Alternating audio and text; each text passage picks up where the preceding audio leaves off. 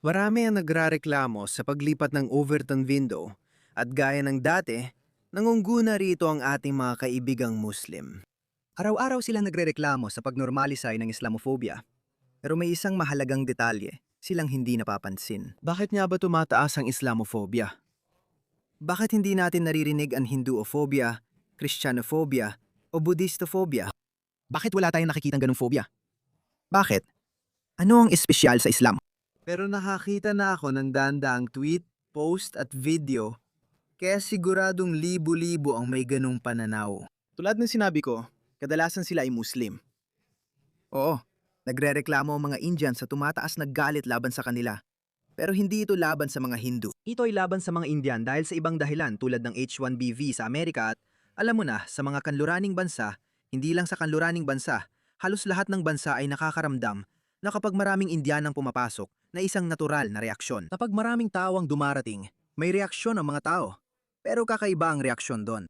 Pagdating sa Islam, ibang usapan talaga kaya nagtataka ako. Si Mehdi Hasan ang nangungunang tagapagtaguyod niyan. Ipapakita ko sa inyo ang ilang tweet niya. Tingnan mo ito. Sabi niya, pati yung bagong bata mula sa Jubilee debate clips online ay racist din. Kaya parang stuck pa rin siya sa dekada 2010. Naniniwala pa rin siya na kaya mong patahimikin ang kritisismo sa pagtawag sa iba na racist o bigot. Tingnan mo gumana yung dati noong dekada 2010 noon. Maraming taong nakakancel kahit saan. At talagang sa kilusang yon, utang ni Mehdi Hasan ang kanyang karera. Kasi tingnan mo, hindi ko siya pupunahin dahil lang hindi ako sang-ayon sa pananaw niya. O dahil nasa kabilang panig siya ng kwento o digmaan. Matalino at magaling siyang magsalita. Pero pasensya na, hindi mahalaga kung gaano ka katalino.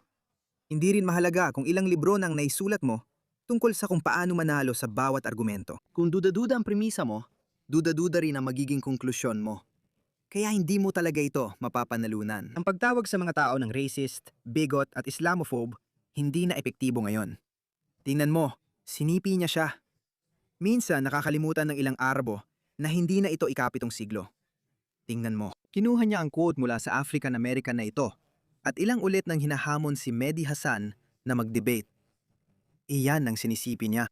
Kung titingnan mo ito ng mag-isa at kung ilalagay mo ang sarili mo pabalik sa 2000 at sampus maiisip mo, uy, medyo matindi ito.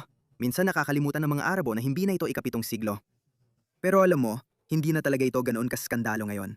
Bakit? May FGM, honor killings, halos araw-araw na pananaksak, at mga lugar na bawal pasukin. Nakikita rin natin ang mga babaeng parang nakasako. Nakikita natin ang mga lugar na dominado ng mga Muslim kung saan hindi basta-basta makakapunta ang mga babaeng kanluranin. Hindi talaga sila pwedeng pumunta roon. Ibig sabihin, may mga lugar sa loob ng ating mga bansang kanluranin na mas mukhang parang Arabia noong ikapitong siglo kaysa sa London ng ika-21 siglo. Hindi na nakakagulat. Tingnan mo, sinabi niya yun na parang normal lang. Sasabihin ba niya ito tungkol sa mga Hudyo o Hindu? Sinama na rin niya ang mga Hindu. Alam mo, laging obsessed ang mga Muslim sa mga Hudyo. Pero idinagdag pa niya pati ang mga Hindu na malaking bagay. Kasi alam mo kung ano ibig sabihin nun? Ibig sabihin nito na nauunawaan niya na ang galit ng publiko sa kanluran ay mas nakatuon sa Islam kaysa sa mga Hindu, Hudyo, mga Budista o mga Chino o Hapones. Bakit kaya ganoon? Nagtataka ako kung bakit ganoon. Kaya sabi niya, nagtataka ako kung masasabi mo rin yan tungkol sa mga Hudyo o Hindu. Oo nga, nakakapagtaka. Bakit nga ba hindi niya masasabi yan tungkol sa mga Hudyo o Hindu? Siguro dahil ang mga Hudyo at Hindu ay hindi naman nagdudulot ng ganoong kaguluhan na ginagawa ng mga tao ni Mehdi Hasan. Imbes na magmuni-muni o magtanong sa sarili kung bakit ganon, puro react ang mga tao. Tingnan mo siya. Marami pa siyang tweet na inaakusahan ng mga Democrat na tumutulong ilipat ang Overton window sa pinakakanan pagdating sa imigrasyon at dahil dito, sa Islamophobia at adbuto pa. Kaya madalas niya itong binabanggit. Oo, palagi niyang ginagawang biktima ang sarili niya. Pero gusto kong ipakita sa inyo kung gaano kalaki ang paglipat ng Overton window sa kabilang panig. Mga kaibigan, wala sa mga ipapakita ko ang normal. Nanood ako ng pelikula ni Sacha Baron Cohen na Ladies First. Mukhang woke pakinggan, pero napakatalino talaga ng pelikula. Sige, hindi naman ito movie review. May ipinakitang eksena sa London ang setting. Ipinakitang eksena kung saan binisita niya ang dating executive na babae na tinanggal niya sa trabaho. May 14 o 15 anyos itong anak na babae at nakatira sila sa London. Lumabas ang bata sakay ng skateboard at nagsabing, "Okay mama, punta ka na sa opisina. Maglalaro lang ako sa kalsada. Sabi ko, ganun pala namin naisip ang London, di ba? Pero hindi na talaga ganyan ang itsura ng London. Sobra nang umusog ang Overton window, kaya hindi na natin makilala ang sarili nating mga syudad. Ganyan din sa Australia. Sigurado ako, mahigit 20 taon na akong nandito. Malaki na talaga ang ipinagbago ng itsura ng lugar namin. Pinatatahimik na lang kami at sinasabihang tanggapin yon. Ganiyan kalaki ang inusog ng Overton window. Napapalitan na ang mga tao. Nawawala na ang kanilang kultura. At sinasabihan silang ayos lang yon, tanggapin na lang daw. Kapag nagsalita ka, agad kang tinatawag na racist at bigot. Alam mo ba? May mas makapangyarihan pa kaysa sa takot sa mga bansag. Ang iyong kagustuhang mabuhay. Ang iyong hangaring protektahan ang iyong paraan ng pamumuhay. Kaya lahat ng taong ito, mga taong katutubo sa mga kulturang ito, hindi naman ibig sabihin katutubo sila sa mismong lupain. Sabi ng iba, hindi raw likas na taga-Australia ang mga puting Anglo-Australiano. Pero sila ay likas na kabilang sa bansang estado ng Australia. Ang nation-state ng Australia ay nilikha ng mga puting Australiano, okay? Walang masama doon. At itong dahilan kung bakit sinasabi ko na dapat manatili itong 70%. Kaya hayaan mo, nang walang paligoy-ligoy pa, ipapakita ko sa iyo kung gaano kalaki ang pagbabago ng Overton window. Tingnan mo ang babaeng Muslim na ito. Isipin mo kung sinabi mo yan sa Saudi Arabia o Pakistan. Alam mo anong mangyayari? Baka nakasabit ka na sa crane. Pero paulit-ulit pa rin inuulit yan. Kahit paano, may konsiderasyon pa rin ang babaeng ito. Hindi siya kasing lupit na iba pang ipapakita ko sa iyo. Sa totoo lang, hindi na muling magiging puti ang UK. Hindi na talaga mangyayari yon. Hindi na talaga mangyayari mga kaibigan. Sumuko na kayo. Talikuran nyo na ang inyong pamana dahil, alam nyo, nabubuhay tayo sa mundo kung saan ayos lang sabihin, ipinagmamalaki kong maging itim. Ipinagmamalaki kong maging kayumanggi. Ipinagmamalaki kong maging Muslim. Pero kapag sinabi mong, ipinagmamalaki kong maging puti, kaya hindi mo nakikita ang mga puti na nagsasabi nun. May mga tao ngayong nagsasabi niyan bilang reaksyon na dati, 10 o 15 taon na ang nakalipas, ay hindi nila sinasabi dahil wala namang dahilan noon. Pero tinatawag silang far-right na white supremacist, etrona. Huwag mo akong intindihing mali, may ilang etno-nasyonalista talaga. Nakikita ko ang paglago ng kilusang etno-nasyonalista dahil sa ibinenta sa atin bilang bagong normal. Isipin mo, ganito kalaki ang inusog ng Overton window. Sinasabi ng babaeng ito na hindi na magiging may-ari ng sarili nilang bayan ang mga puting British. Hindi yun mangyayari. Tigilan mo na. Pero may balita ako, miss. Huwag mo silang hamunin. Itong mga puting tao ang namuno sa mundo sa nakalipas na 3 hanggang 4 na raang taon. Mayroon silang kakayahan sa matinding kabangisan, technological na pag-unlad, at ipinakita nilang kanilang galing sa lahat ng larangan. Kaya hindi ko talaga ipupusta na matatalo sila. Oo, naging sobra silang sibilisado para sa ikasasama nila, masasabi ko. Pero sa tingin ko, hindi matalino galitin ang oso. Maaring gusto mo yon, pero hindi yon realistiko. Ganon din ang mga magulang nating umalis mula sa Pakistan, Afghanistan, Iraq, Somalia. Lahat sila ay nagkaroon ng iisang pagkakakilanlan. Ang ating mga magulang, mga taong lumipat mula sa Afghanistan at Pakistan at Somalia, mga taong maaring maggagalit sa isa't isa. Wala silang ibang pagkakapareho maliban sa sila ay mga imigrante. O malamang ay Muslim. Hindi niya nabanggit ang mga Indiano dahil isa siyang babaeng Muslim. Sa huli, galit pa rin ang mga Muslim sa mga Hindu. Galit sila sa mga Hindu. Kita mo yon? Gumagawa sila ng mga lamat at pagkatapos ay sinasamantala nila ito. Sasabihin pa nila, tiisin mo na lang daw kasi ito na raw ang bagong normal. Akala ng mga taong mula sa mga bansang Muslim na kaya nilang buing muli ang kanilang bansa at buhay dito. Hindi yon mangyayari. Habang pinapanood ko sila, mahal, patuloy mo silang tukawin. Sa totoo lang, na-enjoy ko ito. Dati iniisip ko, bakit nila ginagawa ito ng biglaan? Bakit hindi nila ginagawa ng palihim? Alam mo, kasi ang dami nating video ng mga ito. Hindi naman siya mukhang radical na Muslim kasi wala siyang suot na hijab o niqab. Hindi siya umaasta tulad ng baliw na Muhammad hijab o ng mga tao sa Muslim Brotherhood na madalas nating makita na hayagan nagsasabi ng, alam mo, kukunin namin ang kontrol at ipapakita namin kung paano patakbuhin ang UK, Australia at kung ano-ano pa. Hindi siya umaasta tulad ng mga taong iyon. Madalas kong tanungin kung bakit ipinapakita ng mga taong iyon ang kanilang baraha bago magsimula ang palabas. Bakit nila ito ginagawa? Siguro kailangan nila itong gawin para ihanda ang mga tagapanood. Kailangan nilang ihanda ang kanilang mga tao para sa digmaan. Dahil alam nilang may paparating na labanan at dapat tipunin ang sarili mong tauhan. Oh, Kailangan mong tipunin ang sarili mong tauhan. Kaya ginagawa nila yon. Pero itong babae na ito, tingnan natin, gusto kong maging patas. Medyo mas maunawain siya.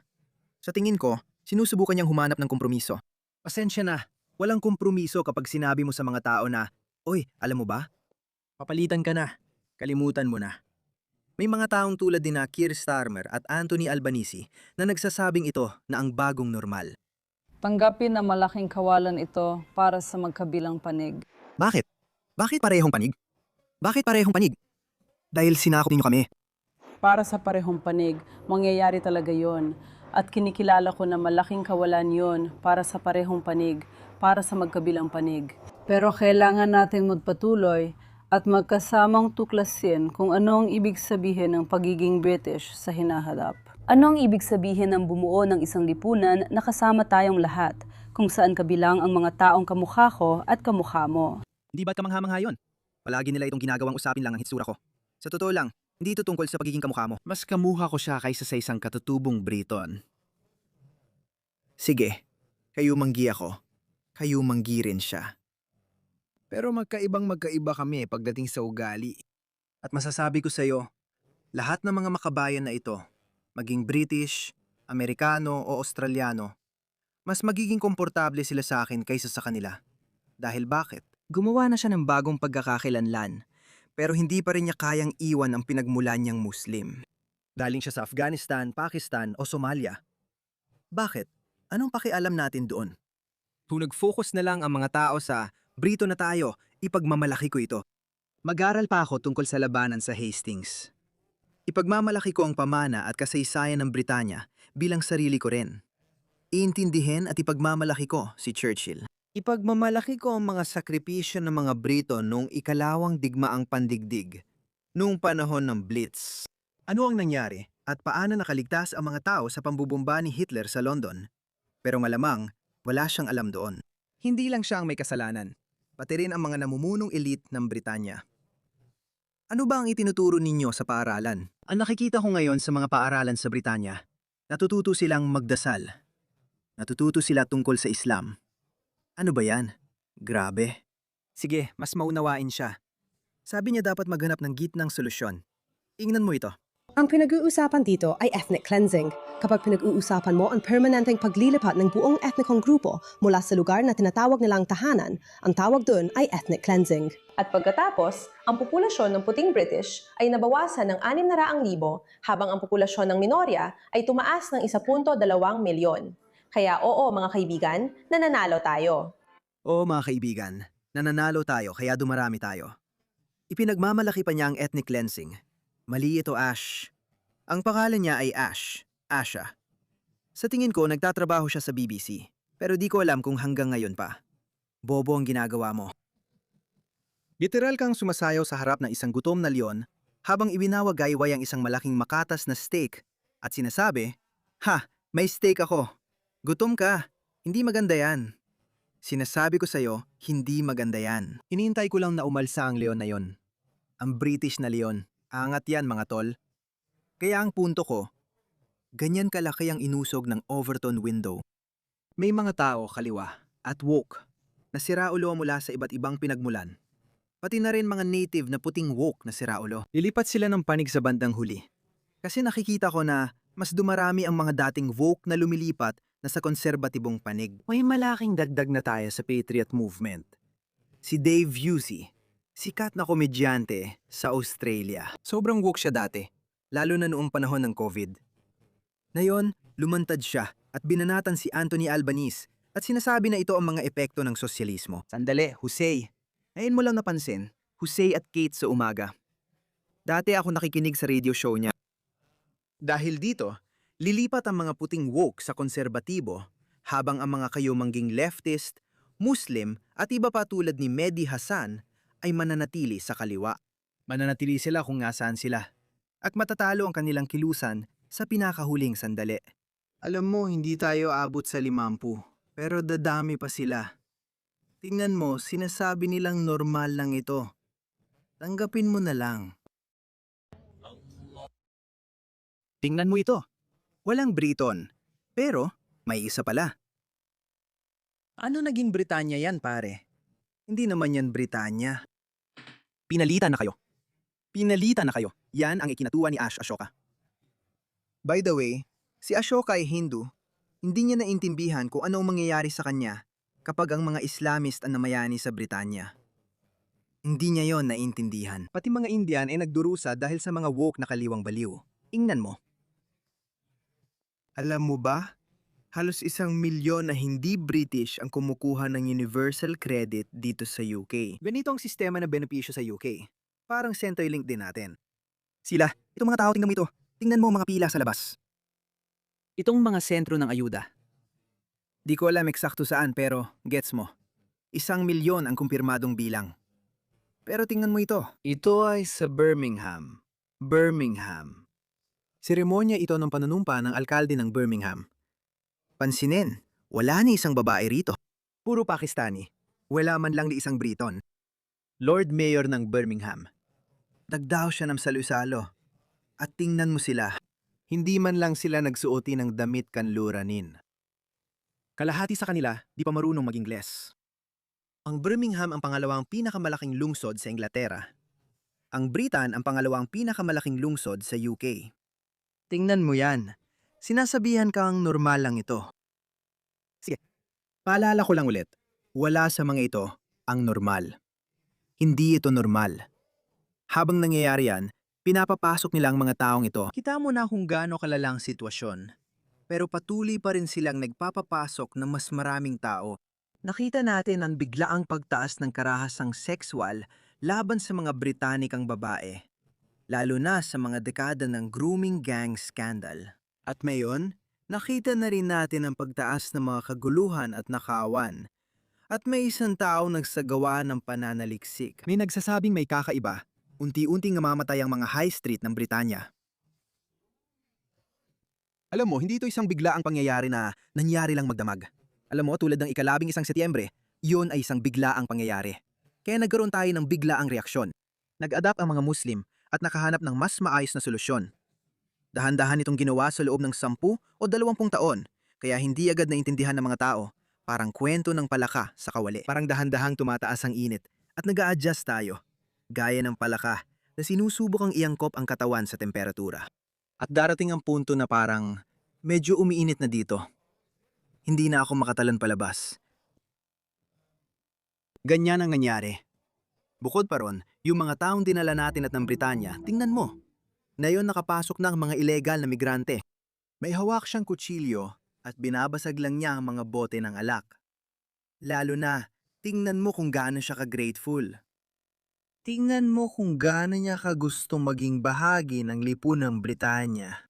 Naalala mo ba yung babaeng Muslim? Sinasabi niya, kailangan nating maghanap ng pagkakasunduan. Kailangan nating alamin kung paano tayo mabubuhay na magkasama. Sinasabihan tayong kailangan ninyong mabuhay kasama ang mga barbaro na ito. Ganon kalayo ang naabot ng Overton window. Bagong dating lang yan. Oo, tingnan mo siya.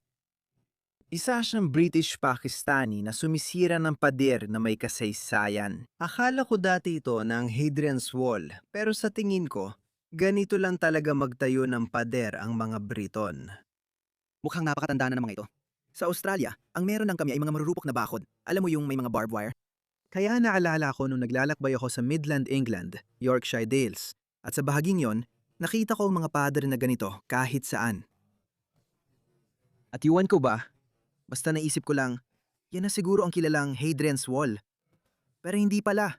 Hindi yon ang Hadrian's Wall. Isa lang pala itong normal na pader. Pero tingnan mo siya. Sinisira niya lang ito ng walang dahilan. Wala namang epekto ito sa relihiyon niya. Hindi ito pag-atake sa relihiyon niya. Sinasabi lang nila na kapag nilalait mo ang Islam propeta o sinusunog ang Quran, kaya sila nagre-react. Pero ano nga ba ginagawa niya? Wala. Ipapakita ko sa iyo yung Afghan dati na basta sinisira ang mga bote ng alak. Noong isang araw, pinatugtog ko sa iyo ang video ng Muslim imam na nangangaral sa kalye ng England na hindi naman dapat pinapayagan. Kapag gipit, dapat gumawa ng matinding hakbang. Hindi dapat payagan ang hayagang pangangaral ng barbarikong ideolohiya. Sinabihan niya ang 2 batang Britanikang babae, nakamaikling shorts, na normal sa kanilang kultura. Sinabi niya, karapat dapat kayong bastusin. Bakit mo binabasag ang pader? Bakit mo binabasag ang pader? Bakit mo binabasag ang pader? Hindi mo yung putangin ng pader. Hindi mo yung putangin ng pader. Kakakita ko lang sa mga gagong sinusubukang gibain ang putangin ng pader. Wala akong pakialam. Hindi ito ang mundo mo. May daan sa dulo ng pangunahing kalsada. May daan din doon. Hindi mo pag-aari ito, pare. Hindi mo pwedeng sirain ng mga bagay para lang makadaan. Hindi ka pwedeng umakyat sa ibabaw niyan. Sumisigaw ako sa'yo. Wala akong pake, pare. Hindi mo pader yan. Kakapanood ko lang at nabideohan kita habang binabasag mo ang pader. Hindi mo naman pader yan. Hayaan mo na lang, puting ina. Kaya hayaan mo na lang ang pader. Isa itong pader na patong-patong na bato, walang simento. Nakatayo na yan ng daan-daang taon. Batong, walang simento. Pare, daan-daang tao na to. Tignan nyo. May British-Pakistani accent siya, kaya malamang dito siya ipinanganak at lumaki. Hindi siya yung migranteng galing sa third world. Pwede mong ilayo ang pamilya sa third world, pero di mo matatanggal ang third world sa kanila. Maliban na lang kung ikaw si Haris Sultan. Wow, tan!